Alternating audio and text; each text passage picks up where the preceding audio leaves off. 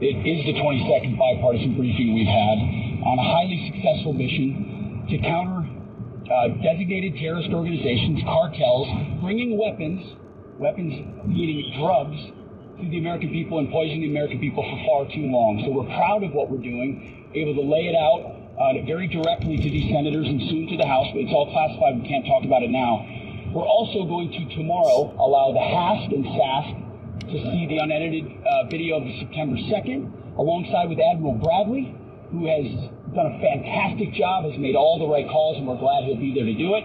But in keeping with long-standing Department of War policy, Department of Defense policy, of course we're not going to release a top-secret, full unedited video of that to the general public. And Speaker Mike Johnson on health.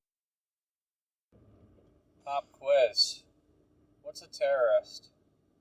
A terrorist is anything that the United States government designates as a terrorist. It could be an Allah Akbar Durka Durka type that goes kaboom. It could be apparently a boat it's got maybe some stuff in it that's illicit, maybe not, we don't know. Because it's classified, we can't look at it, folks. Trust us, trust the science.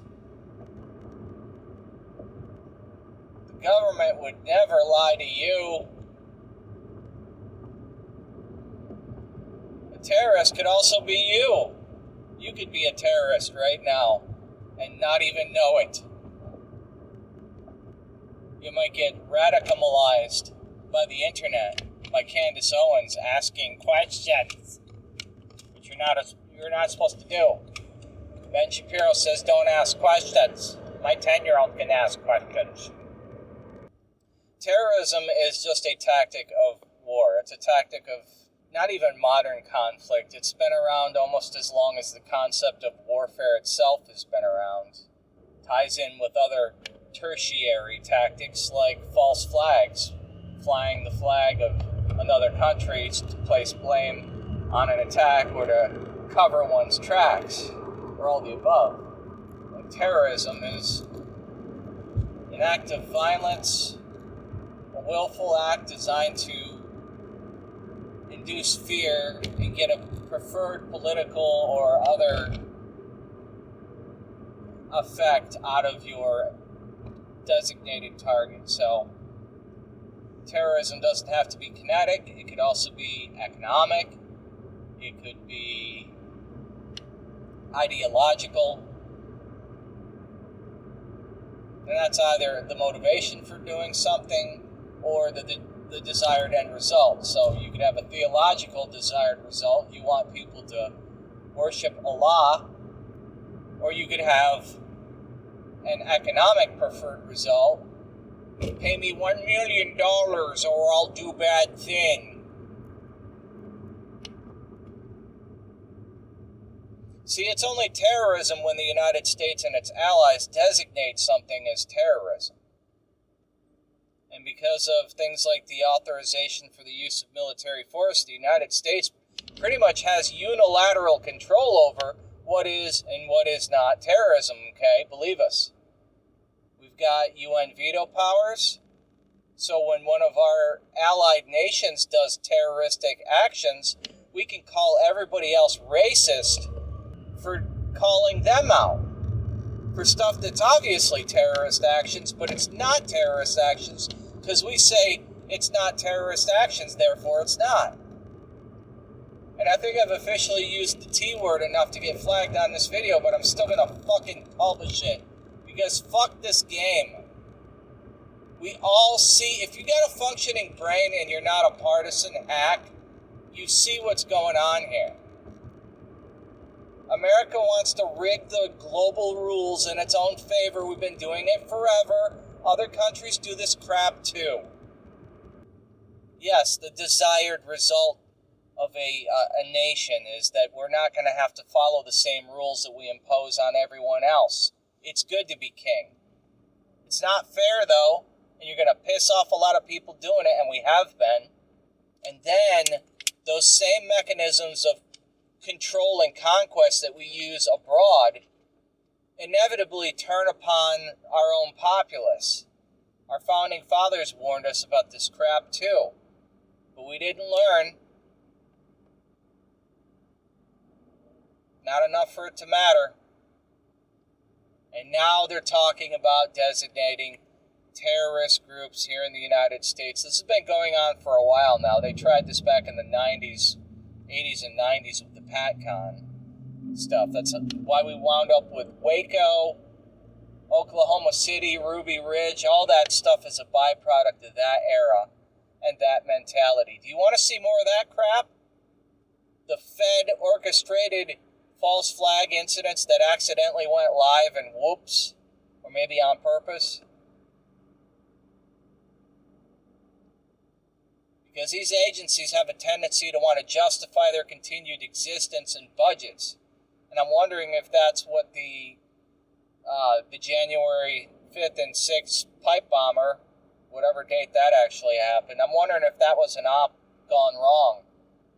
Other folks have pointed this out. Former feds like Kyle Seraphin have pointed this out. I've been thinking that for a while now, and not just with that incident. You know, and here's a question. Why do we need to keep coming up with new designations for things that we already have crimes on the book for? They're already illegal. When you kill someone not in self-defense, it's either negligence or homicide. Pretty cut and dry. We've got rules for that. We don't need to add terrorism on top of it. Generally speaking, those crimes carry a life sentence anyway. So why do we need to add politics to this on top of that? There's already rules on the books. You take somebody's life intentionally, chances are you're going to prison forever. That's the way it works in this country. So for those serious crimes, why do we then need to tack more stuff onto it? Decorations, veneer. It's about political power. We want to be able to have the legal justification to use military measures against our own populace. Danger Will Robinson. All the groundwork for this has been laid by the fucking hordes of illegals that have been allowed into this country for the last 8 years. Hordes. Millions. Way more than the 11 to 13 they keep trying to shove down our throats. Way more. And those people all had kids. Now what happens when you have that large of an influx of people? The UK and other parts of the European Union are finding out they're getting a helpful dose of Aloha snack bar, and it's not going so well for them. And have orchestrated their political system. Their laws now make it illegal to talk about it. Non-crime offenses. The police are enforcing social media wrong speak.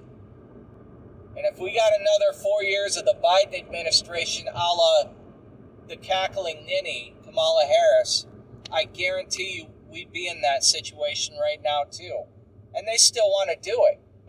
And on the right-wing side, now, they don't want you to talk about the nation of Israel.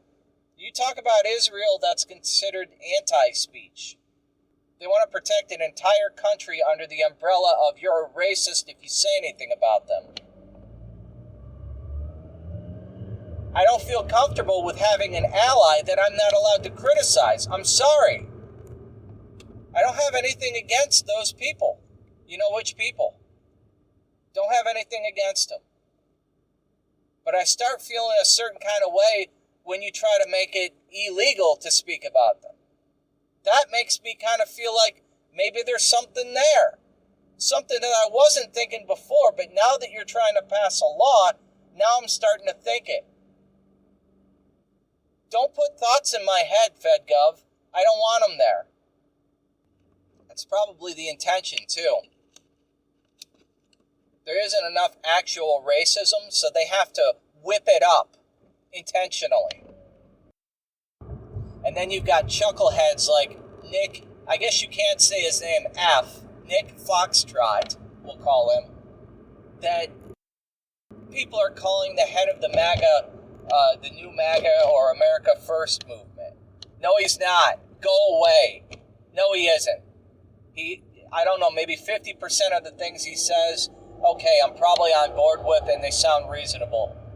And the racial crap, get the hell away from me with that. Poisoning the well. And fine, I support his freedom of speech, his ability to say it, but don't you dare put him as some kind of a political figurehead at the front of something. This guy feels like an op to me. No one gets that big overnight on purpose. Not anymore. That doesn't happen on accident. The machine is supposed to be geared against people like him, yet he blows up to millions of subs. Op! Fed! Something's going on there. I don't know what, but this feels like defending something with spurious arguments to kneecap it. That's what it feels like. Like the populist movement's gaining a little too much traction, so let's throw some racists in there and we'll put them at the top. That way we've got a good argument against them. It's what it looks like. It's what it feels like. Maybe that's not what it actually is. Maybe this is just an unfortunate combination of elements. The right, unfortunately, has had this, the anti-stuff brewing in it for a while. I noticed this with Republic Broadcasting Network. You know, the tertiary stuff that popped up around it, mainly because of the group you're not allowed to talk about. The thing that I steer clear of for 99% of all of my content, for that specific reason. When people start talking about Israel, they get tunnel visioned on it and can speak about little else. And it drives me insane, and I don't want to hear it. And we've got bigger problems to worry about than a country that is 30,000 miles across the ocean and has fuck all to do with this country. We shouldn't be involved in the Middle East. We never should have been over there in the first place. And if we're going to do wars of conquest like a pirate nation, we should at least benefit from it in some way. The people. Not our government, the people. And if we're not going to benefit from acting like a pirate nation, then we shouldn't. It's that simple. And by the way, I'm not in favor of us going around acting like global police force thugs, taking people's minerals and resources under the auspices of us being the world police force. Determining who gets to have nukes and who doesn't when we're the only country that ever nuked somebody in the first place. If you ask me, I don't think we have any right being on that decision-making board. Unless there's something I don't know about, unless other countries have used nukes and we just didn't, we didn't get the memo, the history books didn't get updated. Israel and the UN and NATO, all these people, they've all been talking about how Iran's going to get to nukes any day now. 3 weeks till Iran has long-range ballistic missiles. And they've been saying that since the fucking 90s, at least. If they were going to get long-range nukes, they'd have them already, and they probably already do. So this dick measuring contest between the U.S. and Iran was largely unprovoked. This is the problem with having allies that we don't have good stewardship over. People that are above reproach or question or criticism. That is a problem. We should not be allies with people that do this. Anyone, any nation that behaves in that manner, we should not be allies with. We can cloak stuff in the guise of peacekeeping all we want till the cows come home. We can call Venezuelan boats terror drug boats, narco-terror drug, all the little verbiages that they try to slam together to make it sound more official, more legitimate. And maybe it is.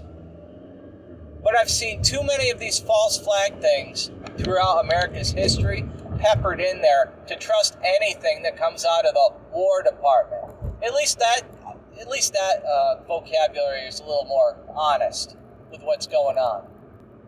I have watched as this administration has failed to deliver on its stated goals over and over and over and over and over again, and all the while proclaiming they're delivering on all of them, all at once, even better than they said they were gonna do. The best economy ever. Fucker, no it ain't. Everyone can see that it ain't, including your own guys. And we're tired of being gaslit. At least if you gave us the real skinny, at least if you told us that, yeah, things suck, then we'd have some freaking honesty. We could feel like maybe you weren't trying to con us all collectively.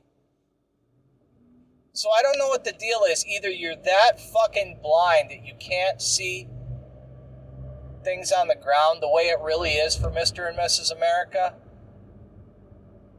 and you believe this crap that you're trying to fill our minds with, or you know it's a con job and you're still trying to sell it to us.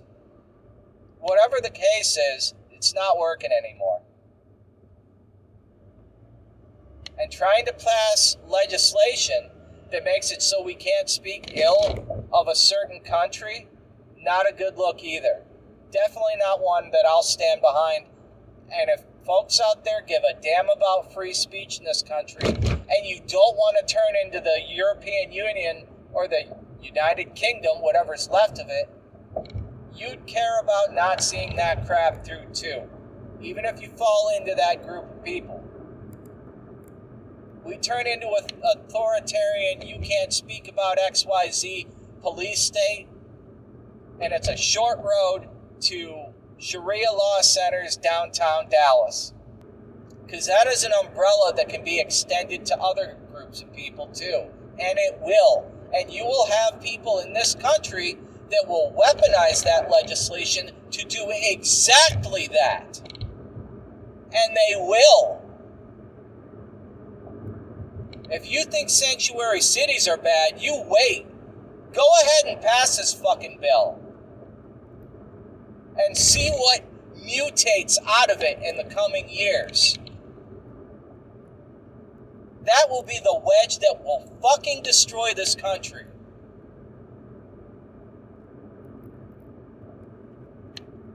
I guarantee it.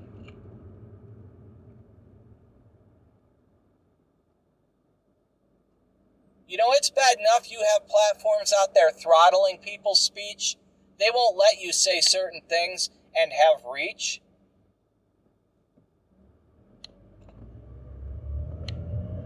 But you start having people knock on your door for saying bad thing about certain country. You don't want to live in that country, Mr. and Mrs. America. You do not want to live in the UK, US, whatever police state we're trying to formulate now. I don't care where you fall on the Israel-Palestine issue. Those are not laws that you want to see enacted here. Death of the First Amendment territory. I shouldn't even have to give a damn about any of this crap in the first place. It's not America. It's not our business. We shouldn't be involved. We gain nothing from it. I don't care. Oh, they're the greatest ally against global terrorism. Well, why is there global terrorism? Why is it, despite our best efforts over the last 25 fucking years, it seems like the shit's just getting worse? Why is that? Could it be because we're creating endless enemies by our intervention? Could it be that NATO exists to fight against the threats created by NATO's existence? Could it be that we have all these agencies that are just trying to justify their own budget? And so we need to keep ginning up more conflict where there wasn't any in the first place? Could it be? Could it be that Trevor Aaronson's The Terror Factory was on the nose about the FBI creating terrorist plots right here in the U.S. for that very purpose? What's the victory condition look like here in this global war on terror? When do we say we won? We won never. This is George Orwell's Forever War. And it's the perfect recipe for doing whatever the hell the Mick wants, funneling infinite amounts of cash into the defense sector for an indefinite amount of time against an unspecified, vague enemy that we can just point out to a new group whenever they do something that displeases us, or we need something on the byline so the budget doesn't vanish. I am tired of this. It's been since basically all of my adult life this crap has been going on, and now we have an entire generation of people that have never known life before. I'm tired. This country has better things to do with its money, with its vital youth, with its time. Wouldn't you agree? Am I crazy for saying any of this stuff? I don't even want to have an opinion one way or another on any other country but our own. That's the only thing that should matter to Americans, and for our respective countries. Britain's for Brit, for the UK. You know, Japanese people for Japan. Stuff that makes sense. I'm not even talking about nationalism. I'm talking about common sense. All because we want to foist our inflation on other countries. Because we got to keep using this stupid fiat money that's not working anymore. The little scam is falling apart. I'm tired of living in the scam. This whole fucking world is tired of it.